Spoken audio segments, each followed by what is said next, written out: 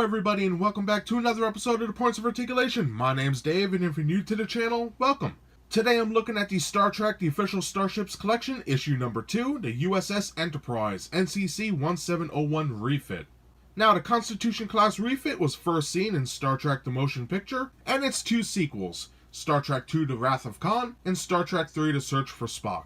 Now, for those who don't know, after the original series run with the Enterprise, it had to return home for a massive upgrade. And it wasn't just the exterior with the brand new photon launcher, deflector dish, pylons, and warp nacelles, but also the whole interior was mixed up and redesigned. It had a brand new warp core and arboretum, new bridge, turbo lifts, and it was designed so different than what it originally was that even Admiral Kirk didn't know where some sections were in the film. Regardless, I thought it was a great idea, a way to bring back the old Enterprise and make it new in a way for the movies. And it worked. The Constitution class refit became a massive fan favorite. Now, I know I'm getting a little off topic. I could talk about this stuff for days. Getting back to the model, for the length, it's a little over 5¼ inches long, which is pretty good. So trust me, we have a lot to talk about. We're going to look at the mold, check out the paint, put it on a stand, compare it to some other ships, and then we'll be done. So let's get started.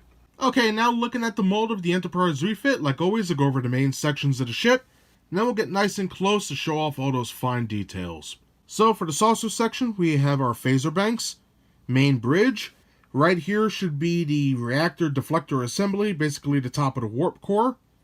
On the bottom of the saucer, more phasers, sensor dome right there. Then we have our neck, photon launcher with 2 launchers right there. On the back, impulse engines, which look good. Now for the secondary hull, main deflector on the bottom.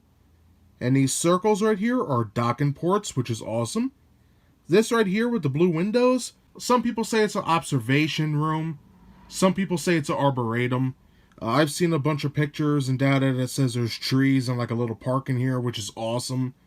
But nice touch, I added that in. On the back we have our shuttle bay. And then our pylons for our warp nacelles, which are swept back, and I love that look. And the beautiful warp nacelles. On the whole, nice looking ship. So now let's get close up with this baby and see what it has to offer. Alright, having a closer look at the Enterprise refit, we can see some great paneling here. No Aztecing, but that's more of a paint thin anyway. We have our phaser banks, which you can see 2 little raised sections. So that's pretty awesome. We have our bridge, which is done pretty nice. Love the bridge on the Enterprise. Our reactor in the back, which came out pretty good. Paint's kind of rounded on there, but it is what it is. Rcs Thrusters. And on the sides of this also, you can see that the Rcs Thrusters are a little indented there, so that's pretty cool. For the side of the saucer, you can see it curves in with about 3 different layers. So that's pretty awesome. Coming to the back of the ship, we could see the impulse engines, which came out beautiful. I love that design. For the bottom of the saucer, more detail. Then we have our phasers. Sensor dome, which mine is not painted. This is actually my second one, and I'll get to why in a moment. A little paint scuff there, but beautiful details. I love all the paneling. Now for the neck of the vessel. That is not Eaglemoss's fault. When I got this particular one, the saucer section and the secondary hull were separated, so I had to glue it together, and I guess I put too much glue. It is what it is. But on the neck itself, you can see tons of little recessed windows. Docking port right there.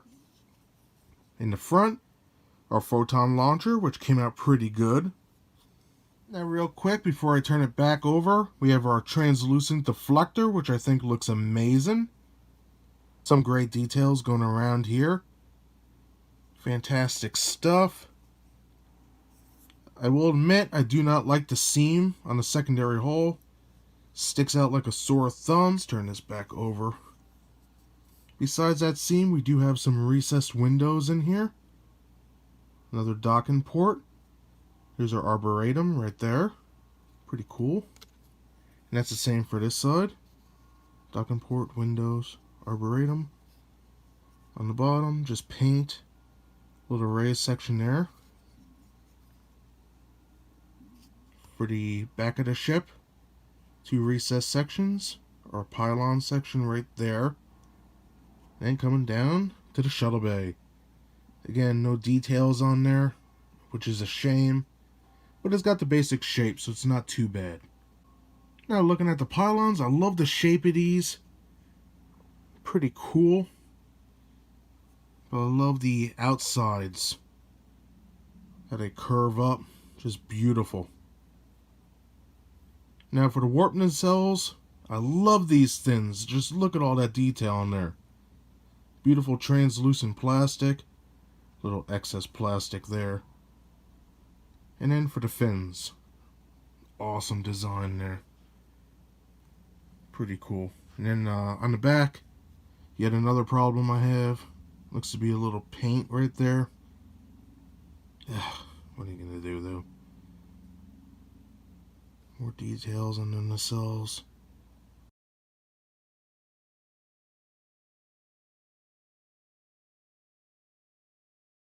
And that's everything I had to say about the mold for the Enterprise refit. It's okay.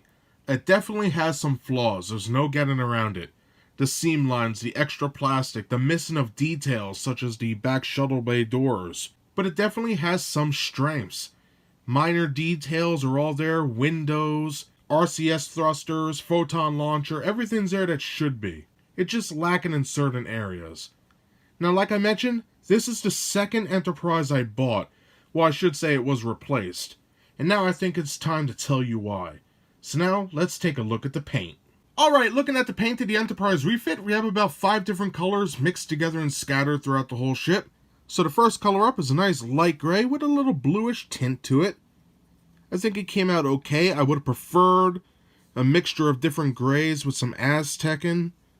But, you know, it is what it is. A lot of people aren't happy with the paint of this. But I guess it's up to the people that buy it if they like it or not. It could have been better, I'll just say that. Then we had black or black and red for all the ship names and registries, and we'll get a close-up of all these in just a few. Located on the bottom, the sides of the vessel, and on the warp nacelles, which are a little hard to make out right now, and the interiors. Then we have gold and red for the phaser banks, Rcs thrusters, none really on the bottom. We have red for the impulse engines, red for the shuttle bay, red right here for the strip with the ship name and registry with the dark gray delta, blue for the arboretum, blue for the top of the reactor, and then we have dark gray, either dark grays mixed with gold for the bridge, or dark gray panels. I think it came out really clean on the bottom here, and mixed in with that gray, we do have black for the phaser banks on the bottom. Just on the sides, the front is gray. And then that same gray is spread out throughout the bottom of the ship. The pylons for the outside and the interiors. And also, if you look closely, the windows. So let's get a close-up of all these fine details with the paint. And then we'll see why I had to get another one and look at my original. Okay, right here, zoomed in, we can see the NCC. Little offset here and there, but not too bad compared to my other one, which we will look at soon. U.S.S. Enterprise. Then looking at the bottom, again, Enterprise. Registry. Alright, now on the side of the ship, we can see some gray on these windows. Looks kind of sloppy. But right here, if you can make that out, believe it or not, it is upside down and backwards. See if I do this. Bear with me, I apologize. A lot of problems with this model. It says here, United Federation of Planets. Pretty interesting. And I never noticed that until right now. Yeah, see this side, it's right. We have our Delta and United Federation of Planets. Hard to make out, but this side is normal. And you can see the gray mixed in here for all the windows. Pretty neat on the blue. Now for the warp nacelle, you can see how nice and clean that looks. And also for the interior, nice job there. And of course we have our little paint mishap on the bottom of my nacelle. But what are you going to do? It looks like a little red there. Don't even know where that came from. And that does it for the paint for this particular model. Now, I'm not really happy with it. You know, when it's on a stand and on the base, it looks fine. However, when you zoom in like we did and look at the fine details, having this decal here upside down, it really irks me, and it sucks because the price you pay for these, that stinks. Also, the bottom's not painted here, which is a shame. But for the minor details, like the name and registry, I think they came out good. Now the front here is a little off with the black and red, but it's fine for what it is. And the tiny little Enterprise and registry that we see here is amazing. I think that came out great. So let me show you my original real quick. And here we have my first Enterprise refit. On the whole, it looks pretty good, but then you start looking at it and you notice some different things, like the registry. As you can see, the U.S.S. Enterprise is okay, but the registry right here is more tilted to the right-hand side and it's not even, and also it's missing paint. So that kind of aggravated me there. Now for the secondary hull, it's missing paint on the windows, which is a shame, but it's not too bad. But then looking at the pylons, there's actually paint on there, and at first you think maybe it's a mistake, but no, because it's the same on this side, and my other model does not have that. Another painted section that this model has that my second one doesn't is a painted sensor dome, and also misaligned black windows. And one more thing before we end, my original Enterprise actually has the gray going around it. And like I said, it's a shame. I guess I should just get another one. But here we have my second one that I'm reviewing. And here's my first one. You can see the differences here and with the name. It's a pain. It really is for the price. It's a shame, actually. So that does it for the paint, finally. I apologize for taking so much of your time, but there is so much to talk about, and I try to be as thorough as I can. So we looked at two models here. Both have some strengths, and both have some weaknesses. So now let's put this baby back on a stand, compare it to some other ships, and then we'll be done. Looking at the stand, you get a nice die-cast base. For those who are interested, my number is 3327AB. Now you take your acrylic plastic pylon right here, grab your ship, slide it in like so, be gentle, and once it's on, you're good to go. Now for a cool size comparison with the Enterprise refit, I have it next to the Enterprise D, also by Eaglemoss. And then on the right hand side I have the Millennium Falcon from the Star Wars X-Wing miniatures game. Some pretty cool ships here. And that does it today for my review of the Star Trek The Official Starships Collection, issue number 2, the U.S.S. Enterprise NCC 1701 refit. Again, this ship was first seen in Star Trek The Motion Picture, and for its length, it's a little over 5¼ inches long, which is pretty cool. Now, if you've been watching my channel, I've been reviewing tons of ships for about 3 years now. And sometimes people go, Dave, you're being too kind, you're too nice, you're too positive. And on the whole, yes, that's true. But not today. I don't like to be negative, but I have to say something about this ship. But before I get to that, first a positive, the mold. The mold is very, very good. Everything's there that should be. There's little intricate details in the saucer section, the warp nacelles, translucent plastic, the deflector is pretty good. Having said that, it does have some flaws. Missing some details here and there, excess plastic, and that gap in the mold. Which, you know, it happens with models, the seam line splits. But it is a pain. Now, looking at the paint, it's horrible. From a distance, it looks beautiful. Like right now, it looks pretty good through the camera. But then when you do what we did, which is get up and close and personal, you see a lot of mistakes. We looked at two different models, both missing different paints. It's horrible. It really is. Now, having said that, I gotta say, Eaglemoss has some great customer service. The first time I emailed them, they sent me email back the next day saying that they were sending out a new ship.